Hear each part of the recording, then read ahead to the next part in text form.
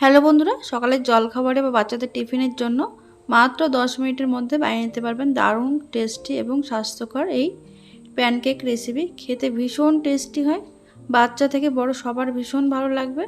আর এটা ঝটপটও তৈরি হয়ে যায়। প্যানকেকটি বানানোর জন্য সবার প্রথমে একটা বাটির মধ্যে আমি নিয়ে নিয়েছি একটা ডিম, আর দিয়ে দিলাম ছোটো চামচের 2 চামচ চিনি। ডিম আর চিনি খুব ভালো করে ফেটিয়ে নিতে হবে, যাতে করে চিনি আর ডিম খুব ভালোভাবে মিশে যায়। দেখুন চিনি পুরোপুরি গলে যাওয়ার পর এবার এর মধ্যে দিয়ে দিচ্ছি আমি হাফ কাপ মতো আটা। আপনারা চাইলে এটা ময়দা দিয়েও করতে পারেন, তবে একটা এরকম ছাঁকনির মধ্যে নিয়ে একটা চেলে দেবেন, এতে করে মেশাতে খুব ভালো হয়। তারপরে এর মধ্যে আমি দিয়ে দিচ্ছি ছোটো চামচের 1 চামচ মতো বেকিং পাউডার। এখানে বেকিং পাউডার ব্যবহার করবেন, বেকিং সোডা নয়। এবারে দেখুন সমস্ত কিছু খুব ভালো করে মিশিয়ে নিতে হবে।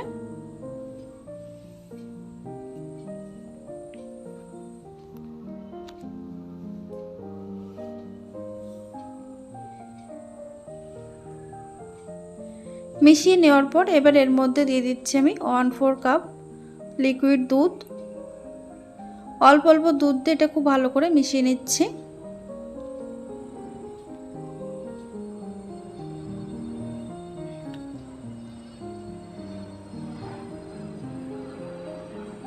দেখুন অল্প অল্প দুধ দিয়ে ঠিক এইভাবে ফেটিয়ে নিতে হবে। এটা যত ভালোভাবে ফেটানো হবে এটা ততটাই সফট হবে। এখানে পুরো দুধটা দিয়ে খুব ভালো করে আমি 1 মিনিট ফেটিয়ে নিচ্ছি। এবার একটু ফ্লেভারের জন্য দিয়ে দিচ্ছি আমি হাফ চামচ মতো ভ্যানিলা এসেন্স। তারপরে ব্যাটারের সঙ্গে খুব ভালো করে মিশিয়ে নিতে হবে। এই ব্যাটার খুব বেশি পাতলা হবে না আর খুব বেশি ঘন হবে না, মাঝারি মতন তৈরি করে নিতে হবে। দেখুন এখানে ব্যাটারটি ঠিক এরকম তৈরি করে নিয়েছি।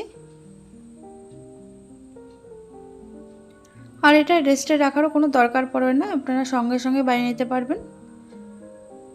ব্যাটার একদম রেডি হয়ে গেছে প্যানকেক তৈরি করার জন্য। এবার গ্যাসে একটা ফ্রাই প্যান বসিয়েছি। ফ্রাই প্যানটা ভালো করে গরম করে নিয়ে গ্যাসের আঁচ একদম লোতে রেখেছি। লোতে রেখে আমি এর মধ্যে 1 হাতা ব্যাটারটা দিয়ে দিলাম। তারপরে এটা ঢাকাতে রেখে দেবো 1 মিনিট মতো।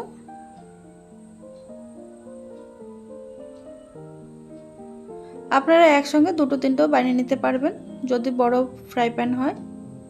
দেখুন এক পাশটা হয়ে যাওয়ার পর এটাকে উল্টে দিয়েছি, তবে গ্যাসের আঁচ লোতে রেখে এটা তৈরি করতে হবে, তবেই ভেতর থেকে খুব সুন্দর সিদ্ধ হবে।